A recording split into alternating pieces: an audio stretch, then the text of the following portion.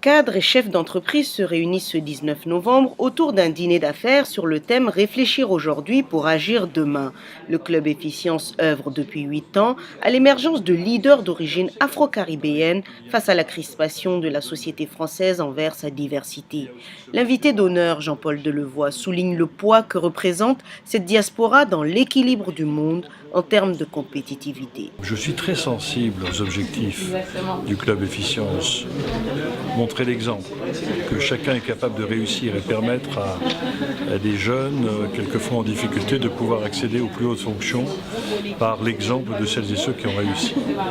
La seconde, de développer les relations entre le continent africain et le continent européen. Il y a une méconnaissance profonde et pourtant l'Afrique est une clé d'avenir et un point important d'équilibre du nouveau monde qui est en train de se créer.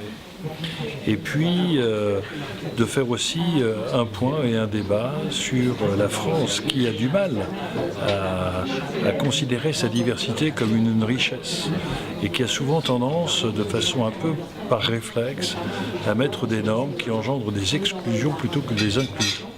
Or, le défi collectif, c'est la mobilisation de la diversité et l'enrichissement par la différence.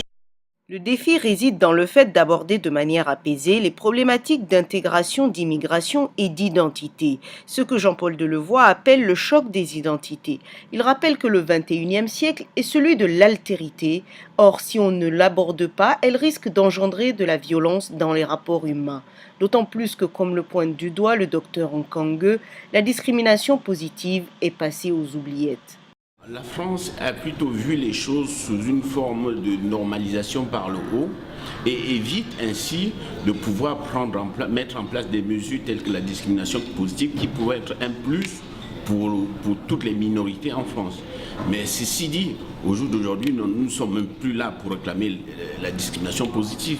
On est là au jour d'aujourd'hui pour demander à la France de reconnaître les talents qui sont issus de notre communauté et permettre ainsi à ces talents de s'exprimer et de créer le pont avec nos pays d'origine qui viennent de l'Afrique.